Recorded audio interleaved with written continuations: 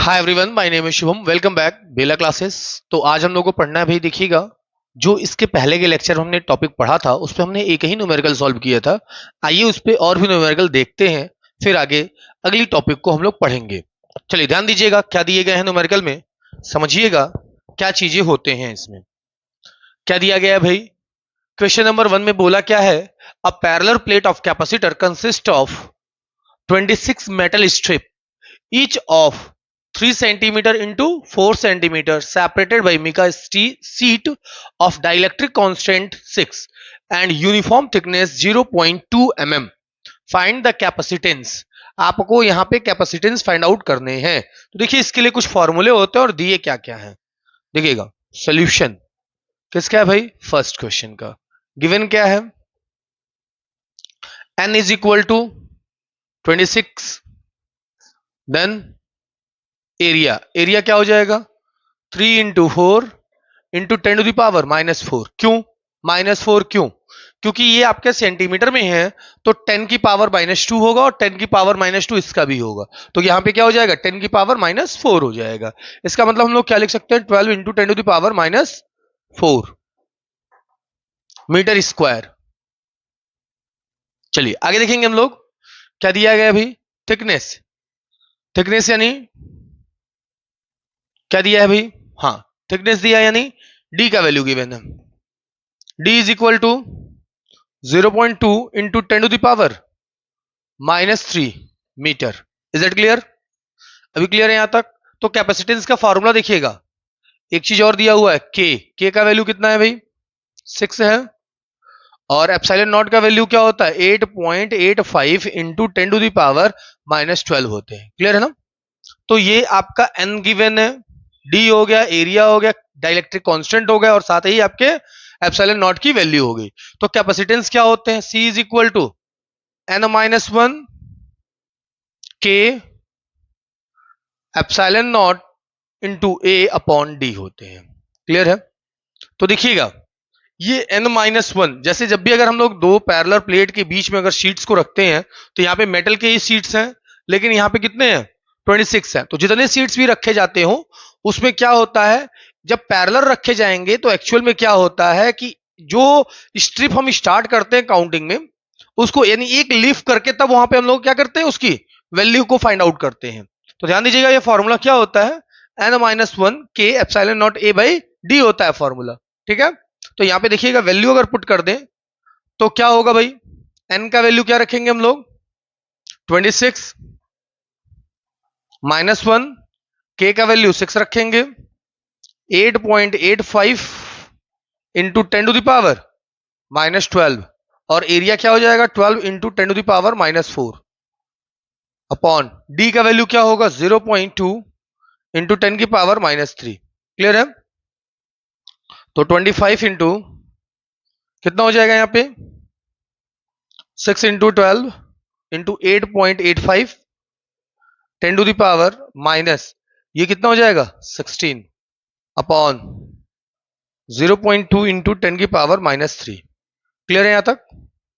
अब यहां से देखिएगा, अगर एक डेसिमल हम लोग प्लेस मतलब क्या यहां पे हटाते हैं, तो यहां पे क्या हो जाएगा? 10⁻⁻4 होगा। अभी आगे क्या हो जाएगा यहां पे देखिएगा, 2 से इसको कैंसिल कर सकते हैं हम लोग, 3 हो जाएगा।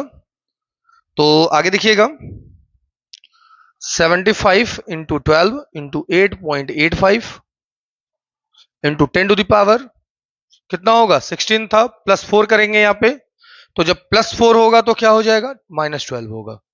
अब इन सभी नंबर्स को आप कैलकुलेट कर लीजिएगा, मल्टीप्लाई कर लीजिएगा, आंसर हो जाएंगे। ठीक है? 10 की पावर के फॉर्म में। ठीक है? क्या आएगा? फेराड में आएगा। उसको अगर डाटा अगर 10 की पावर अगर ज्यादा होते हैं, माइक्रो फेराड भी हो सकते हैं। ठीक है? जो भी हो वहां पे आप लिख सकते हैं फेराड के फॉर्म में आंसर। ओके, इसको कैलकुलेट कर लीजिए, फिर आगे हम लोग देखते हैं। नेक्स्ट क्वेश्चन, क्वेश्चन नंबर 2 हम लोग देखेंगे।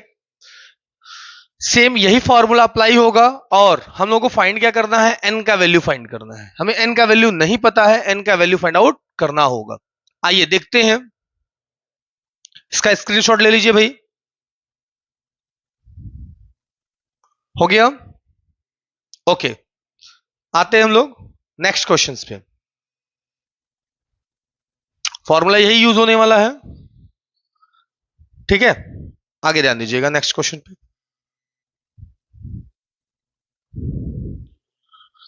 तो क्वेश्चन नंबर 2 पे हम लोग आते हैं। क्या है भाई गिवन? एफ नहीं सी दिया हुआ है, कितना दिया है? 0.5 माइक्रोफेराड।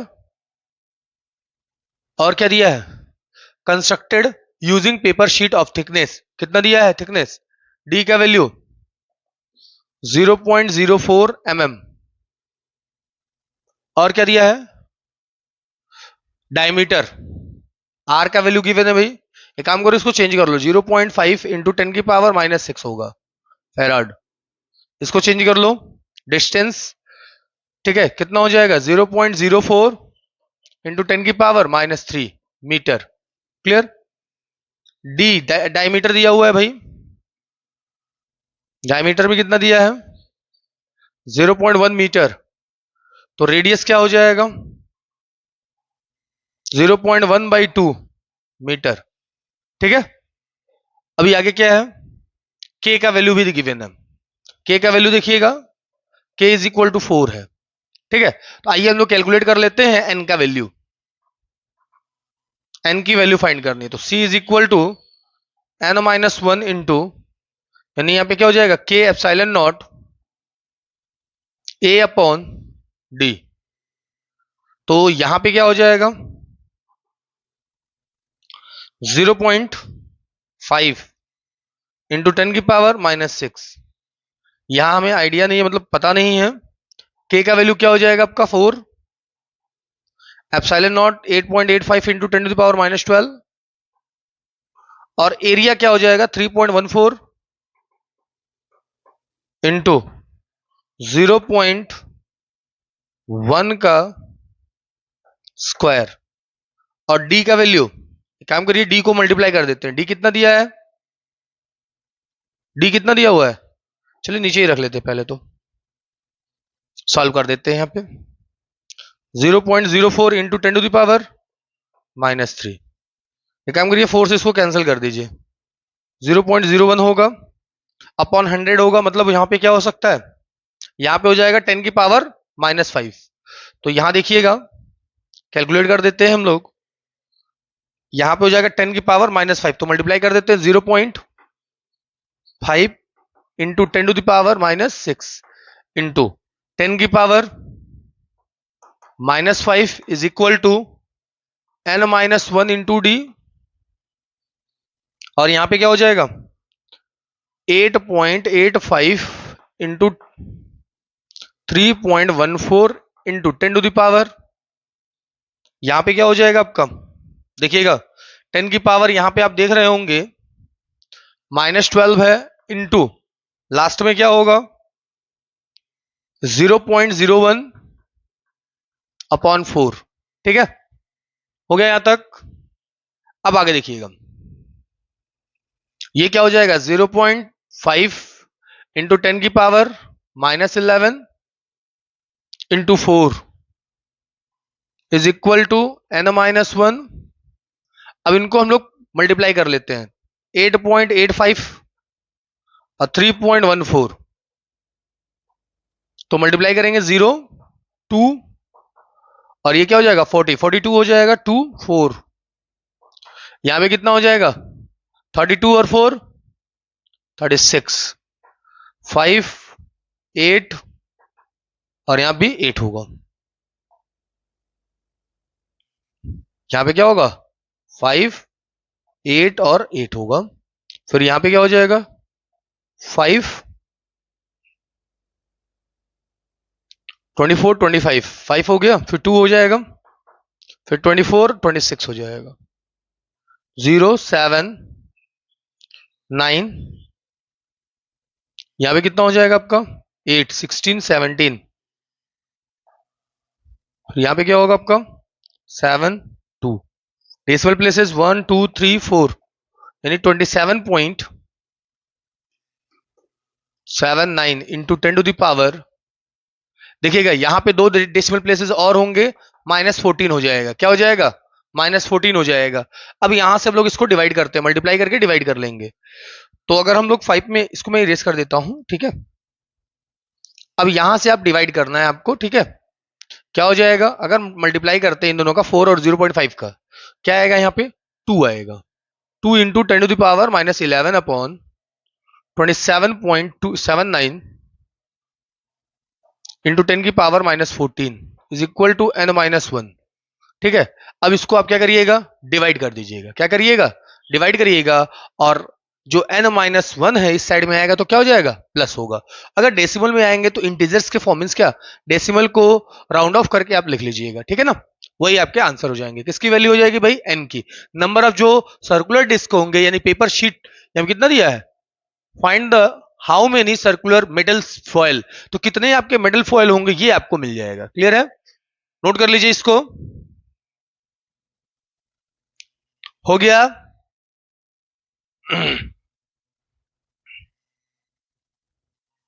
हो गया सबका। ओके, आते हैं नेक्स्ट टॉपिक पे अपने। चलिए देखते हैं हम लोग, आते हैं अपनी नई टॉपिक पे। क्या है भाई, कॉम्बिनेशन ऑफ कैपेसिटर। तो ध्यान दीजिएगा कॉम्बिनेशन ऑफ कैपेसिटर में होता क्या है। देखिए ये कॉम्बिनेशन जो होता है, अगर हम लोग कैपेसिटर को कंबाइन कर रहे हैं, जोड़ रहे हैं, तो कितने तरीके से हम लोग कंबाइन कर सकते हैं ये आपको बताया जा रहा है। जैसे आप लोगों ने रेजिस्टेंस के बारे में स्टडी किया था, ठीक वैसे ही यहां पे आपका क्या दिया गया भाई, कैपेसिटेंस के बारे में, मींस क्या, कैपेसिटर के बारे में दिए गए हैं। तो कितने टाइप्स के होते हैं कॉम्बिनेशन इनके, दो टाइप्स के होते हैं, पैरेलल एंड सीरीज। आइए देखते हैं हम लोग सीरीज में क्या चीजें होती हैं। जब कभी भी अगर हम लोग क्या करते हैं, कैपेसिटर को बैक टू बैक ऐड करते हैं, देखिए ध्यान दीजिएगा, यहां पे ये क्या है भाई, प्लस चार्ज है, मान लेते हैं प्लस चार्जेस है, ठीक है। ये प्लस क्यू है, ठीक है। यहां पे ये माइनस होगा, और इस माइनस से मीन्स क्या, आगे वाला क्या होगा, प्लस कनेक्टेड होगा, ठीक है। ये प्लस वाला कनेक्टेड होगा, और इस साइड में आपका क्या होगा, माइनस वाले कनेक्टेड होंगे, ठीक है। फिर यहां पे प्लस वाले कनेक्टेड होंगे, ठीक है। फिर यहां पे आपके कौन है, माइनस वाले कनेक्टेड होंगे, ठीक। तो यहां पे मैं आपको बता दूं, जब कभी अगर आपका क्या होता है, जब कभी भी अगर ये कनेक्ट ऐसे होते हैं, इस टाइप से कनेक्टेड होते हैं, तो इसमें देखिए क्या क्या कंडीशन जनरेट होते हैं। जो पोटेंशियल होता है, मान लीजिए किसी एक्सटर्नल बैटरी मीन सोर्स से दिए जा रहे हैं, जिसका पोटेंशियल आपको भी दिया गया है। क्या दिया गया है, बनाइए नहीं, बस ऐसे एरो बना दीजिएगा और बता दीजिएगा इन दोनों के बीच में क्या भाई, वी है, ठीक है। ऐसा आपको बताया जा रहा है। अब इसमें देखिएगा, इसमें जो चार्ज दिए जा रहे हैं सेम दिए जा रहे हैं, बट इनकी जो होल्डिंग कैपेसिटी है वो क्या है, डिफरेंट डिफरेंट है। क्या है, डिफरेंट डिफरेंट है। तो यहां पे जो कैपेसिटी है, ध्यान दीजिएगा, ये क्या हो जाएगा, इसका मान लेते हैं C1 है कैपेसिटेंस, इसका C2 है, और ये C3 है। ऐसा क्यों हुआ, ऐसा इसलिए हुआ क्योंकि यहां पे वोल्टेज डिफरेंट डिफरेंट है, V1 V2 है और V3, ठीक है। इनकी कैपेसिटी इसी से चेंज हो जा रही है, यानी किससे, वोल्टेज से। क्लियर है, कोई डाउट है इसमें, आई होप आप लोगों को इसमें कोई डाउट नहीं होगा, ठीक है। तो आगे देखेंगे, तो होता क्या है बेसिकली ये समझिएगा, जो टोटल वोल्टेज होते हैं, नेट वोल्ट, क्या देखिएगा, net V1 plus V2 plus V3 हो गया। मान लेते हैं यहाँ पे 3 है तो इसलिए हमने 3 यूज किया। वोल्टेज क्या है, डिफरेंट डिफरेंट था, तो टोटल वोल्टेज क्या हो जाएगा, V1 plus V2 plus V3 हो जाएगा। क्लियर है इतनी बातें। अब ध्यान दीजिएगा, आपने पढ़ा है, क्या पढ़ा है, Q इज इक्वल टू क्या होता है, सी वी होता है, सी वी होता है। तो V इज इक्वल टू क्या होगा, C बाई क्यू। क्यों, Q is equal to C V होता है ना, C V, C into V होता है। तो V इज इक्वल टू क्या होगा, Q बाई सी होगा, V is equal to Q by C. तो V नेट के लिए हमने क्या इस्तेमाल किया, देखिएगा क्या होगा, चार्ज तो सबका सेम है, तो V अपॉन सी एस लिख लेते हैं सीरीज के लिए, ठीक है। और यहां पे क्या होगा, Q अपॉन, इनका कैपेसिटेंस डिफरेंट है, C1, यहां पे Q upon C2 plus Q upon C3, ठीक है। कोई डाउट है इसमें, कोई डाउट नहीं होगा। अब देखिएगा, यहां पे हमने Q को कॉमन ले लिया, Q कॉमन ले लिया तो 1/C1 plus 1/C2 plus 1/C3 ये दिया हुआ है। दोनों साइड में Q से Q कैंसिल हो जाएंगे।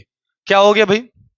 1/CS is equal to 1/C1 plus 1/C2 plus 1/C3 होगा। ये सीरीज का जो है इक्विवेलेंट कैपेसिटेंस फाइंड आउट करने के लिए होगा। ठीक है, इसको शॉर्ट फॉर्म में कैसे लिख सकते हैं? देखिएगा शॉर्ट फॉर्म में, यानी 1/CS is equal to summation, summation के फॉर्म में I इज इक्वल टू 1 से लेके जितना भी n तक दिया होगा 1/CI, वहां तक हम इसको लिख सकते हैं। एक मैथमेटिकल फॉर्म में हमने रिप्रेजेंट कर दिया। क्लियर है आपको? नोट कर लीजिए इसको, फिर आगे हम लोग बढ़ते हैं। ठीक है ना? हो गया? ओके, तो अब लोग पढ़ने वाले हैं क्या? पैरेलल के बारे में। तो पैरेलल देखिएगा, मैं ये इरेज कर देता हूं, इसी के बगल में पैरेलल भी बता देता हूं आपको।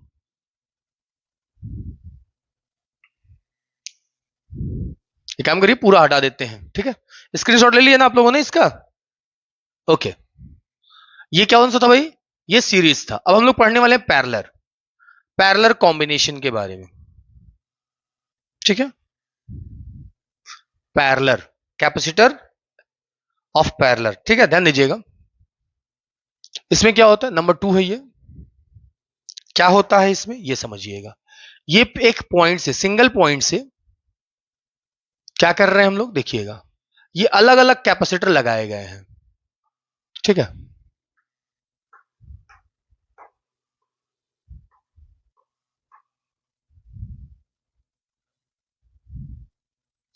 यहां पे मैं आपको बता दूं, जो भी होता है सब में वोल्टेज सब में सेम होता है। डिफरेंट क्या होता है? Q होता है। इसमें मान लेते हैं हमारा क्या गया भाई? Q1, इसमें क्या आया? Q2, और इसमें क्या आ गया हम लोगों का? Q3। ठीक है, प्लस माइनस प्लस और माइनस। क्लियर है बातें? अब यहां से देखिएगा, जो Q है टोटल, यहां पे आपका Q इसको प्रोवाइड किया गया है, और यहां से ये डिफरेंट डिफरेंट फॉर्म में चले गए हैं। तो इनकी जो कैपेसिटेंस है, होल्डिंग कैपेसिटी क्या हो रही है? ये C1 है, C2 है और C3 है। क्लियर है बातें? अब यहां से देखना भाई, क्या करेंगे हम लोग, जो टोटल यहां पे जो Q होगा, चार्ज होगा, वो क्या होगा? तो Q इज इक्वल टू क्या हो जाएगा? Total charge, total charge in circuit. क्या होगा भाई? Q is equal to Q1 plus Q2 plus Q3। Clear है? Q का वैल्यू हो गया ये, तो आपने पढ़ा था Q इज इक्वल टू क्या होता है? CV। Q is equal to क्या होगा? CV। तो अभी हमने आपको बताया भी क्या होगा? सबके लिए कांस्टेंट होगा। भी क्या होगा? कांस्टेंट होगा। सभी के लिए भी क्या होंगे? सेम होंगे। और केवल कैपेसिटेंस क्या हो जाएंगे? डिफरेंट डिफरेंट होंगे। तो देखिएगा यहां पे क्या लिखने वाले हम लोग, यहां छोटा सा p लिख दीजिएगा, पैरेलल है, और ये v हो गया।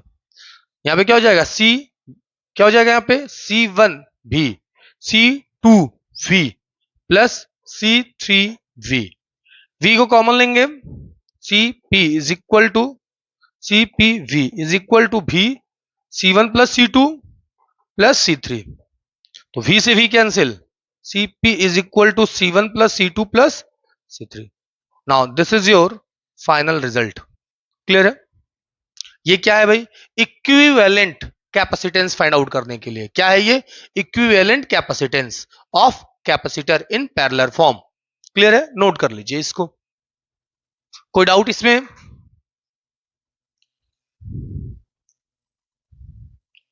चलिए आइए इस पे न्यूमेरिकल दोनों पे देख लेते हैं। आइए न्यूमेरिकल देख लेते हैं। ध्यान दीजिएगा इसके न्यूमेरिकल क्या क्या है।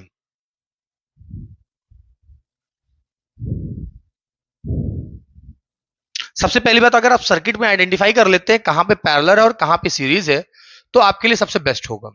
ठीक है, ध्यान दीजिएगा, एक एक करके हम सीखेंगे इन चीजों को। अभी तो छोटे छोटे चीजों से स्टार्ट करेंगे, फिर उसके बाद से बड़े सर्किट्स को भी सॉल्व करेंगे हम लोग। ठीक है, ध्यान दीजिएगा।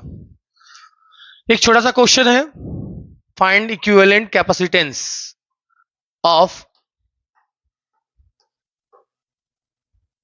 Given circuit. ये क्या है भाई? ये है आपका 5 माइक्रोफैराड, 3 माइक्रोफैराड और 7 microfarad. Find equivalent capacitance of capacitor. यानी ये ए हो गया, ये फर्स्ट क्वेश्चन है। सेकंड क्वेश्चन में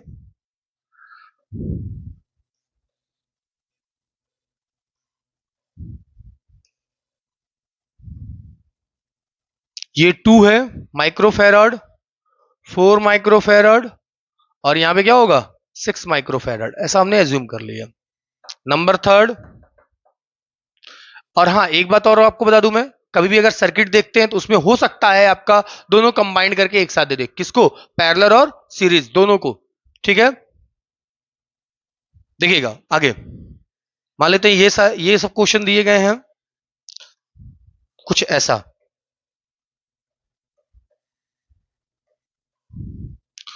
2 माइक्रोफैराड, 5 माइक्रोफैराड और 5 माइक्रोफैराड। चलिए यहां देखिएगा नंबर फोर्थ, यहां दिया हुआ है आपका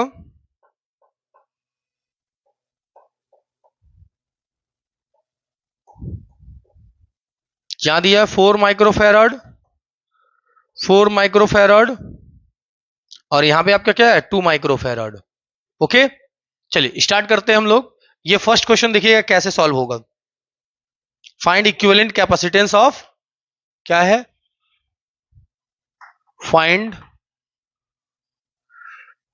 इक्विवेलेंट कैपेसिटेंस। ठीक है, ध्यान दीजिएगा कैसे क्या होगा ये समझिएगा। फर्स्ट क्वेश्चन के लिए क्या करेंगे, ये तीन अलग अलग है, सेम यूनिट में है, माइक्रोफैराड तीनों है, तो कोई दिक्कत नहीं, जो आंसर हम लोगों का फाइनल आएगा वो सारा का सारा किस में आएगा? माइक्रोफैराड में ही आएगा। लेकिन कई बार ऐसा होता है कोई माइक्रोफैराड दे दिया, कोई फैराड दे दिया, उस केस में हमको किसी एक फॉर्म में, मींस किस फॉर्म में? ओनली फैराड के फॉर्म में चेंज करना होगा। क्लियर है? तो यानी किसी एक फॉर्म में चेंज करके यूनिट को ही सॉल्व करते हैं। ये आपको पता होगा भाई, 12th में है, आपको 11th में ये सभी चीजें सिखाई गई होंगी। देखिएगा तो यहां क्या होगा, 1/c is equal to 1/5 plus 1/3 plus 1/7। Taking LCM, LCM कितना हो जाएगा? 105। एलसीएम क्या होगा? 105 होगा। अब यहां पे क्या हो जाएगा? 21। यहां पे कितना होगा? 35 और यहां पे कितना हो जाएगा? 15।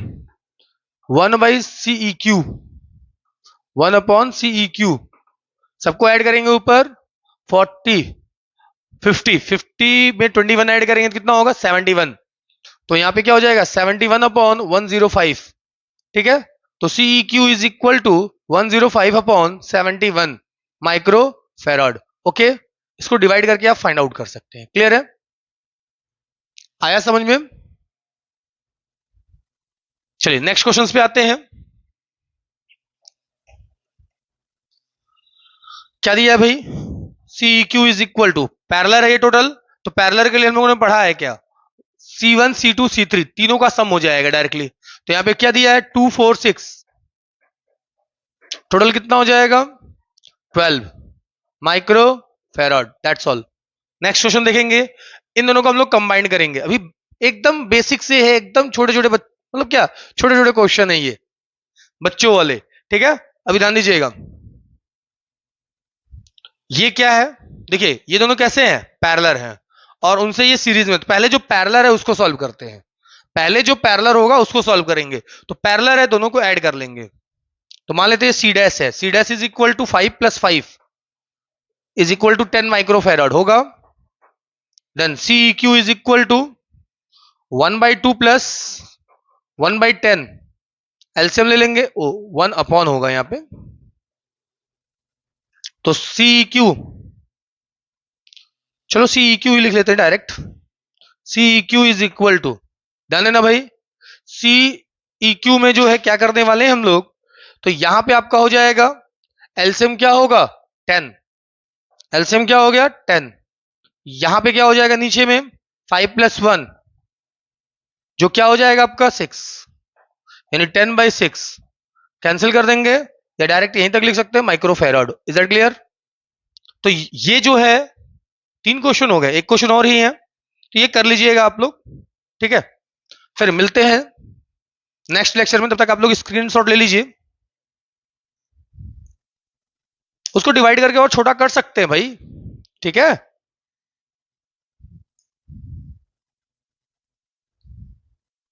चलिए, तो आज के लिए इतना ही, मिलते हैं नेक्स्ट लेक्चर में।